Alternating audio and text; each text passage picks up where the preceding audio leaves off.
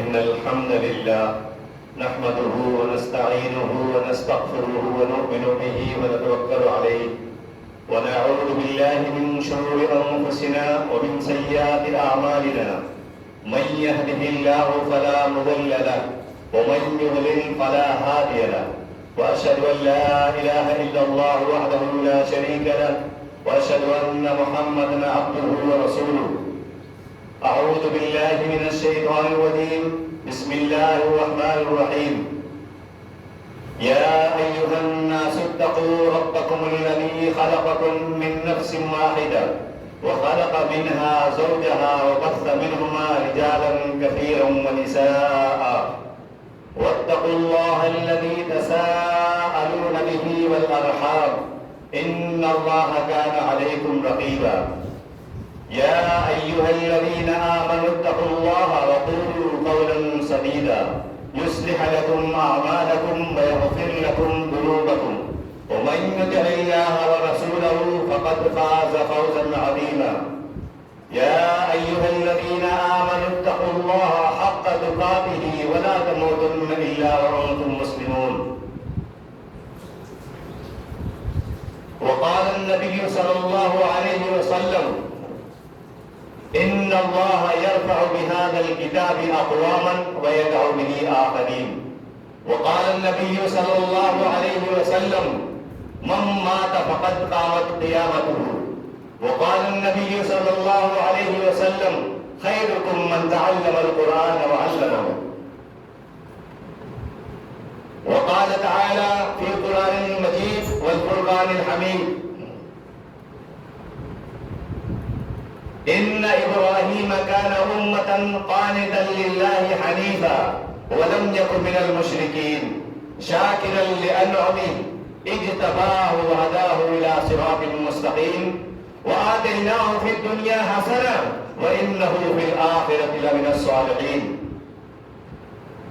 تمام طرح کی کبریائی بڑائی شکر و احسان اللہ رب العالمین کا ہے جو اکیلا سارے جہاں کا خالق و مالک اور رب ہے، پالنہار ہے، پروردگار ہے. اس کے علاوہ کسی کی عبادت نہیں، اس کے علاوہ کسی کی بندگی نہیں، اس کے علاوہ کسی سے مانگنا نہیں. اور درود پیارے محمد صلی اللہ علیہ وسلم پر جس کا نام نامی اسم گرامی محمد صلی اللہ علیہ وسلم ہے اور وہ سارے جہاں کے لیے رحمت للعالمین بنا کر بھیجے گئے. اللہم صلی علی محمد وعلی آل محمد کما صلیت علی ابراہیم وعلی آل ابراہیم انک حمید مجید. اللہم بارک علی محمد وعلی آل محمد کما بارکت علی ابراہیم وعلی آل ابراہیم انک حمید مجید. محترم حضرات، اللہ رب العالمین کا بہت بڑا شکر و احسان ہے کہ ابھی ہم لوگ رمضان سے گزرے ہیں، رمضان جیسے بابرکت مہینے سے گزرے ہیں جس میں اللہ رب العالمین کی رحمتوں کے تمام دروازے کھلے تھے، جہنم کے دروازے بند تھے، سرکش شیاطین قید کر دیے گئے تھے.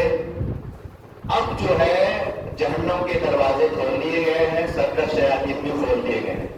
اور اللہ رب العالمین نے جیسے قرآن کریم میں ارشاد فرمایا ان الشیطان للانسان عدو مبین، شیطان جو ہے انسان کا کھلا ہوا دشمن ہے. تو اب جب شیطان کھل گیا ہے تو ہمارا کھلا دشمن ہے اور خطرناک دشمن ہے، بے رحم دشمن ہے، بے حس دشمن ہے، تو اس سے ہمیں بہت محتاط رکھنا چاہیے. اسی لیے آج میں نے جو خطبے کا موضوع کا جو انتخاب کیا وہ توحید ہے. اور توحید کی جب بات آتی ہے تو ابراہیم علیہ السلام کا ذکر ضرور آتا ہے. تو جیسا کہ ہم جب بھی درود پڑھتے ہیں تو آپ صلی اللہ علیہ وسلم پر سلام و سلامتی بھیجتے ہیں تو ہمارے سیدنا، ہمارے دادا، ہمارے باپ سب قربان ان پر کہ ابراہیم علیہ السلام کا نام ضرور آتا ہے. تو اللہ رب العالمین نے آپ صلی اللہ علیہ وسلم کو فرمایا وَاذْكُرْ فِي الْكِتَابِ إِبْرَاهِيمَ، آپ ذکر کریے اس کتاب میں، قرآن کریم میں ابراہیم علیہ السلام کا. اللہ کے نبی صلی اللہ علیہ وسلم کو اللہ رب العالمین نے آرڈر کیا، حکم دیا کہ آپ ابراہیم علیہ السلام کا ذکر کیے. انہ کان صدیقا نبیا، وہ ایک بہت ہی سچے نبی تھے. تو اللہ رب العالمین نے یہاں فرمایا جب ابراہیم علیہ السلام کا ذکر کریے تو ان کا جو مکالمہ ہے ان کے والد محترم سے، والد محترم وہ مشرک تھے لیکن وہ کتنے احترام اور ادب سے دعوت و تبلیغ کا کام کر رہے ہیں اور شرک و بدعت اور کفر سے منع کر رہے ہیں. یہ لب و لہجہ ہمیں سیکھنا لازم ہے، تبھی ہم دعوت کا کام کر سکتے ہیں، ورنہ فساد برپا ہو جائے گا. تو آج یہ مسئلہ بہت اہم تھا اور اسی لیے میں نے کافی مہینوں سے اس کا انتخاب کیا اور یہ سوچ کر آیا تھا کہ میں آج انشاءاللہ بإذن اللہ حضرت ابراہیم علیہ السلام کے اس پر کچھ روشنی ڈالوں گا. تو اللہ رب العالمین نے فرمایا کہ جب انہوں نے کہا اذ قال لأبیہ یا ابت لما تعبد ما لا تسمع ولا يبصر ولا یغنی عنک شیئا، انہوں نے اپنے والد سے کہا اے میرے ابا جان، بڑی محبت سے کہا اے ابا جان آپ کیوں ان بتوں کی عبادت کرتے ہیں جو نہ سنتے ہیں نہ دیکھتے ہیں، نہ سنتے ہیں نہ دیکھتے ہیں اور نہ آپ کو غنی کرتے ہیں، آپ کو کوئی فائدہ نہیں دیں گے، کوئی مالداری نہیں آ جائے گی ان سے. پھر اس کے بعد انہوں نے کہا یا ابت انی قد جاءنی من العلم ما لم یأتک فاتبعنی اهدک صراطا سویا. یا ابا جان میرے پاس علم آیا ہے اللہ رب العالمین کی طرف سے کہ آپ ان کی عبادت کریے اور وہ صراط مستقیم کی طرف گامزن ہے، وہ صراط مستقیم ہے، وہ سیدھا راستہ ہے. تو پتہ یہ چلا کہ اللہ رب العالمین کا جو راستہ ہے، اللہ رب العالمین کی اور رسول اللہ صلی اللہ علیہ وسلم کی اتباع کا جو راستہ ہے وہی صراط مستقیم ہے، اس کے علاوہ کوئی راستہ نہیں ہے. اسی پر تمام انبیاء کرام گامزن رہے، چلے اور چل کر بتایا اور پریکٹیکل کیا اور امت کے لیے ایک رہنما اصول قائم کیا. یا ابت لا تعبد الشیطان ان الشیطان کان للرحمن عصیا. اے والد محترم، اے میرے پیارے ابا جان، شیطان کی عبادت نہ کریے، شیطان تو رحمان کا نافرمان ہے. جو اب پتہ یہ چلا کہ جو بھی اللہ رب العالمین کا یا رسول اللہ صلی اللہ علیہ وسلم کا نافرمان ہے، مطیع ہے، مخالف ہے، اس کی ہم اطاعت نہیں کر سکتے لیکن اس کو دعوت دے سکتے ہیں. یہ بھی مطلب سمجھنا ضروری ہے، لیکن اس کو دعوت پیش کر سکتے ہیں بڑے نرم اور لہجے میں، منطقی انداز میں اور حکمت کے ساتھ. تو اللہ رب العالمین نے جب یہ ذکر کیا تو وہاں پر فرمایا کہ اے ابا جان آپ جب جانتے ہیں کہ یہ جو ہے شیطان کوئی فائدہ نہیں دے گا اور رحمان کا نافرمان ہے، یا ابت انی اخاف ان یمسک عذاب من الرحمن فتکون للشیطان ولیا. اللہ اکبر، کتنی عظیم بات کہی کہ اے ابا جان مجھے ڈر ہے کہ اگر شیطان آپ کو چمٹ گیا، آپ کو نقصان پہنچایا اور آپ شیطان کے اس میں فریب میں آ گئے تو کہیں رحمان کا عذاب نہ آ جائے آپ کے پاس. جیسا کہ دوسری جگہ بھی اللہ رب العالمین نے فرمایا ہے کہ جس شیطان جب کسی کے اوپر حاوی ہو جاتا ہے تو وہ سب سے پہلے کیا کہتا ہے؟ اللہ کا ذکر بھلا دیتا ہے. یہ شیطان جب کسی کے اوپر حاوی ہو جاتا ہے، بھوت شبید جو بھی ہم نام لے لیں، خبیث شیطان ہے نا، بھوت پریت جو بھی نام لے لیں، جب یہ کسی پر حاوی ہوتا ہے تو وہ اچھا کام نہیں کر سکتا ہے، وہ اس کو اپنی طرف پوری طرح سے روحانی کرتا ہے. تو انہوں نے ابراہیم علیہ السلام نے یہ جو خطرہ ظاہر کیا وہ بتایا. تو اب جب ان کو انہوں نے اتنے اچھے انداز میں پیش کیا تو اس کے بعد ان کے والد نے کیا جواب دیا یہ بھی سمجھنا ضروری ہے، کیونکہ آپ اگر دعوت و تبلیغ کا کام کریں گے تو یہ مخالفت کا مرحلہ بھی پیش آئے گا. اس میں بڑے صبر و تحمل کا مظاہرہ کرنا ہے، حکمت کا مظاہرہ کرنا ہے اور غصہ نہیں کرنا ہے اور ساری چیزیں اس پر جو ہے وہ کرنا ہے. تو انہوں نے کیا جواب دیا؟ ابراہیم علیہ السلام نے کہا قال اراغب انت عن آلیتی یا ابراہیم لئن لم تنتہی لارجمنک واہجرنی ملیا. سورہ مریم میں یہ آیت ذکر ہے. انہوں نے جواب دیا اے ابراہیم کیا تم ہمارے معبودوں سے روگردانی کرو گے تو تم جو ہے باز نہ آئے تو تمہیں تمہیں پتھروں سے مار ڈالوں گا، جاؤ ایک مدت کے لیے ہم سے دور ہو جاؤ۔ اب دیکھیے انہوں نے کتنا خیال رکھا، تو پتہ یہ چلا کہ نبی کے اگر والد بھی مشرک ہیں تو آپ سے ایمان ہے آپ کے پاس تو مخالفت کریں گے، یہ بہت بڑی بات ہے۔ تو مشرک اب کبھی مومن کا دوست نہیں ہو سکتا، آگے اور بھی آیت آئے گی میں بتاؤں گا۔ تو اس لیے ایمان کا مشاہدہ کرنے کے لیے مکالمہ بھی کر سکتے ہیں، تو آپ کو پتہ چل جاتا ہے۔ ایک شیخ بہت بڑے تھے، انہوں نے کہا بھائی سین سے وہ شیطان بھی ہے اور سین سے سنی سنہ والجماعہ مسلم بھی ہے، کیا فرق ہے؟ تو انہوں نے لمبی گفتگو کے بجائے کہا نا بالکل صاف ہے، شیطان تم ہو اور سنی میں ہوں، تو بات ختم کر دے، کیونکہ وہ شیطان جو ہے نا کتنے اس سے بہکاتا ہے آپ نہ پوچھیے۔ تو اس کے بعد انہوں نے جو والد صاحب نے کہا تو ابراہیم انہوں نے جواب دیا ہمارے معبودوں سے اگر کرو گے تو یا تو ہم تم کو پتھر سے رجم کر دیں گے اور ادروائز کم سے کم تم ہمارے راستے سے ہٹ جاؤ کچھ دن کے لیے۔ تو ابراہیم علیہ السلام نے جواب دیا، اس کے باوجود دیکھیے گھر سے نکالے گئے اور سخت وارننگ دی گئی، سلام علیک سأستغفر لك إنه كان بي حفيا، میں آپ پہ فرائض باجانا پر سلامتی ہو، میں اپنے رب سے آپ کے لیے دعا کروں گا، اور چلے گئے ابراہیم علیہ السلام۔ اللہ اکبر، یہ ایک برا سلوک کرنے والے کے ساتھ انتہائی ادب اور صبر و تحمل والا جواب ہے، یعنی کتنی سخت بات کہی۔ کوئی اگر آج کے زمانے میں آج کل کوئی والد اپنے بیٹے سے کہہ دے میں تمہیں پتھر سے ماروں گا کم سے کم چلے جاؤ، تو وہ بچہ نوز ملنا جائے کہ اپنے نہیں تو دوستوں سے ہی پتھر پھینکوا دے گا، یہ حالت خراب ہو چکے ہیں، اللہ رحم فرمائے۔ انہوں نے کیا کیا، ان سے بہت ہی اچھا سلوک کیا جو کفر پر ڈرے ہوئے تھے اور قوم کے بارے میں فکر مند تھے، لیکن جب اللہ رب العالمین کا حکم آ گیا تو لوگ اعتراض کرتے ہیں، آج بھی لوگ اعتراض کرتے ہیں کہ ابراہیم علیہ السلام نے تو اپنے والد کے ساتھ دعا کی تھی، تو اللہ رب العالمین نے لوگوں کے قیامت تک کے لوگوں کے اعتراض کا جواب دیا ہے۔ اب غور سے سنیے، اللہ رب العالمین فرماتے ہیں سورہ توبہ میں آیت نمبر 114 میں، وَمَا كَانَ اسْتِغْفَارُ إِبْرَاهِيمَ لِأَبِيهِ إِلَّا عَن مَّوْعِدَةٍ وَعَدَهَا إِيَّاهُ فَلَمَّا تَبَيَّنَ لَهُ أَنَّهُ عَدُوٌّ لِّلَّهِ تَبَرَّأَ مِنْهُ إِنَّ إِبْرَاهِيمَ لَأَوَّاهٌ حَلِيمٌ۔ اللہ رب العالمین نے ابراہیم علیہ السلام کے ان ادب لحاظ اور تکریم کا اور تہذیب کے لہجے کا دفاع کیا ہے اور بتایا ہے قیامت تک کے تمام مسلمانوں کو کہ ابراہیم علیہ السلام کا اپنے باپ کے لیے دعائے مغفرت کرنا صرف اس وعدے کے لیے تھا جو انہوں نے کر دیا تھا، وہ اپنا وعدہ نبھا رہے تھے۔ لیکن جب انہیں یہ پتا چلا کہ ان کے والد صاحب دشمن ہیں اسلام کے اور ایمان کے اور اللہ رب العالمین کے اور مشرکوں کو دوست ہیں، تو انہوں نے اس سے برات کیا، برات کا اظہار کیا، ان سے مخالفت کی، ان سے دوری بنائی، برات کیا، سمجھ رہے ہیں، ان سے بالکل دور ہٹ گئے، اور یہ بہت سخت بات ہے۔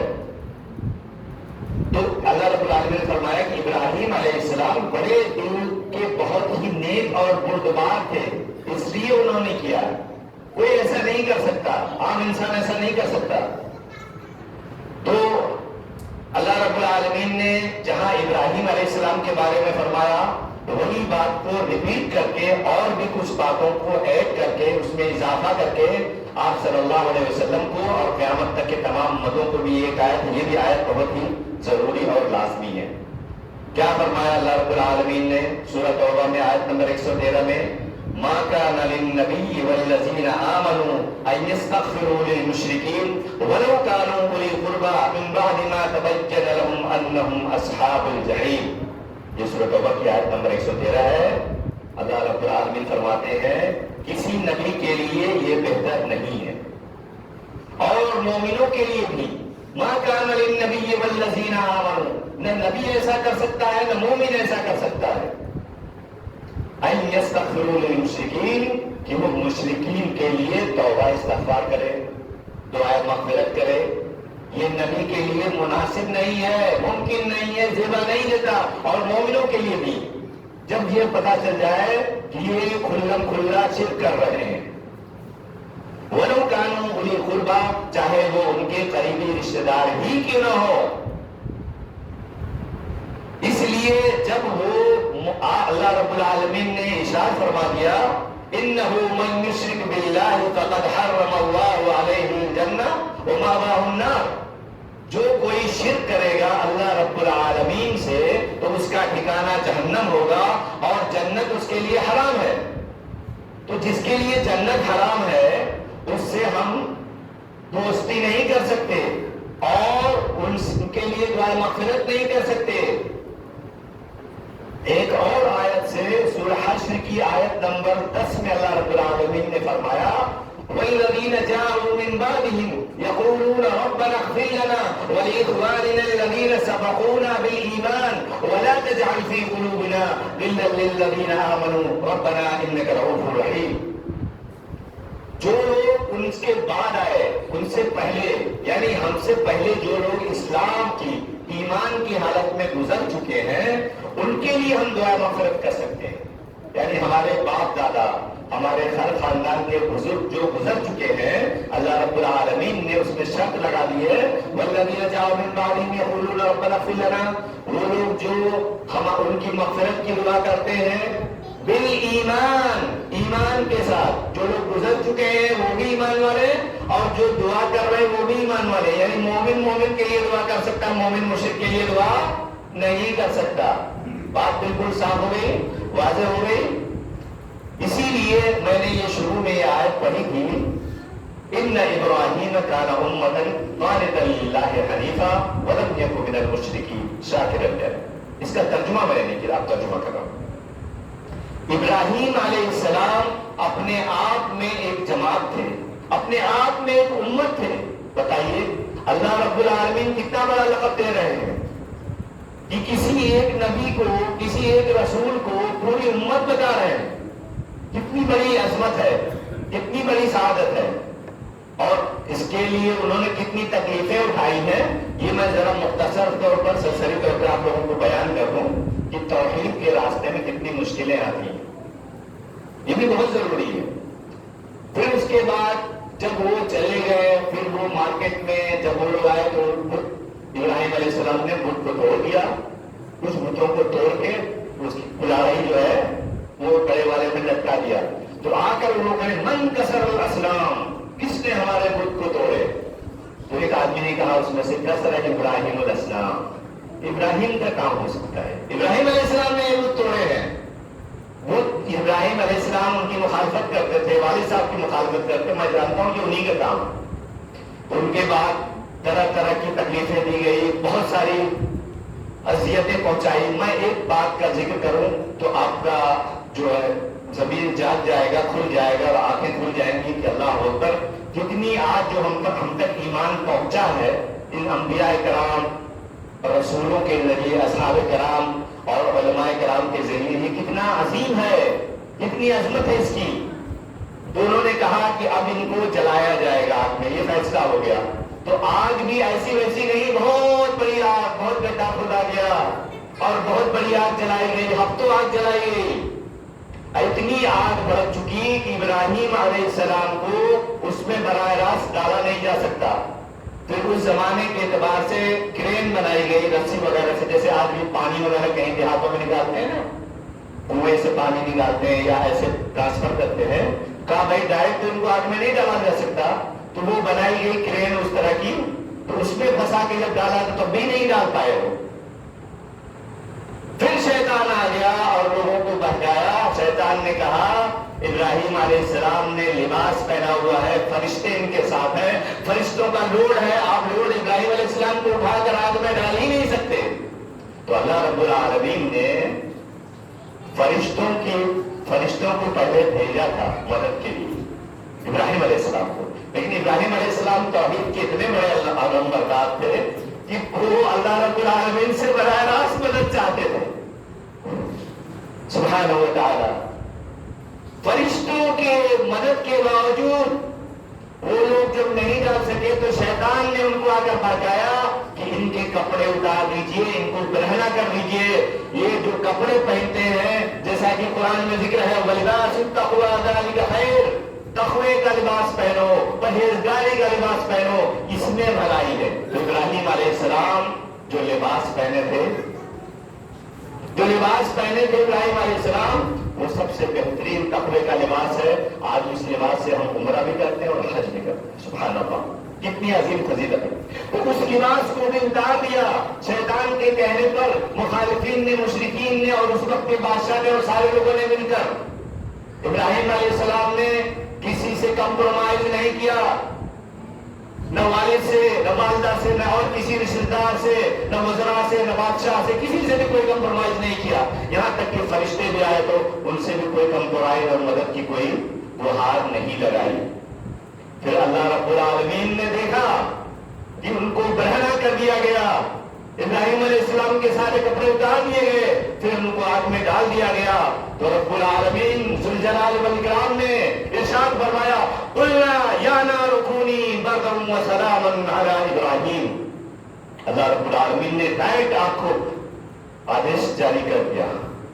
ڈائریکٹ آگ سے کہا اے آگ تو ٹھنڈی ہو جا اور سلامتی ہو جا.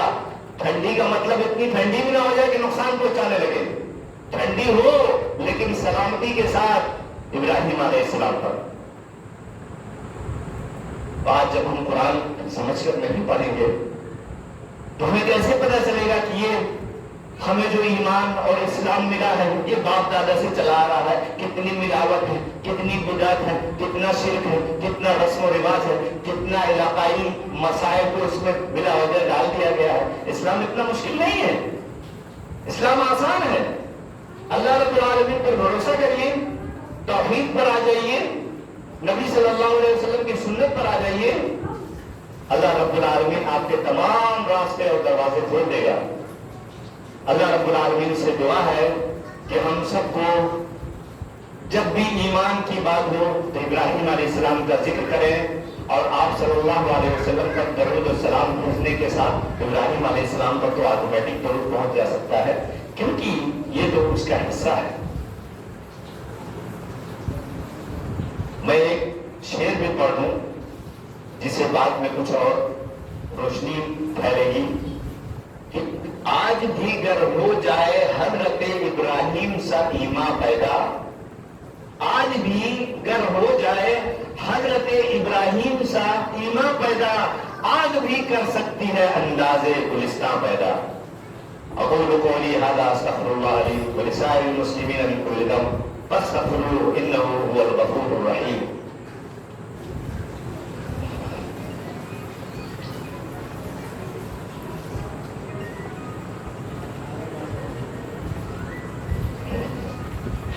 الحمد للہ نحمده ونستعینه ونستغفره ونؤمن به ونتوکل علیہ ونعوذ باللہ من شرور انفسنا ومن سیئات اعمالنا من يهده الله فلا مضل له ومن يضلل فلا هادي له واشهد ان لا اله الا الله وحده لا شريك له واشهد ان محمدا عبده ورسوله. اللهم صل على محمد وعلى آل محمد كما صليت على ابراہیم وعلى آل إبراهيم إنك حميد مجيد. اللهم بارك على محمد وعلى آل محمد كما باركت على إبراهيم وعلى آل إبراهيم إنك حميد مجيد. أقيموا الصلاة ولا تكونوا من المشركين. أعوذ بالله من الشيطان الرجيم. بسم الله الرحمن الرحيم. اتل ما أوحي إليك من الكتاب وأقم الصلاة. اتل ما أوحي إليك من الكتاب وأقم الصلاة. اتل ما اوحي اليك من الكتاب واقم الصلاه ان الصلاه تنهى عن الفحشاء والمنكر ولذكر الله اكبر والله يعلم ما تصنعون. اقيموا الصلاه.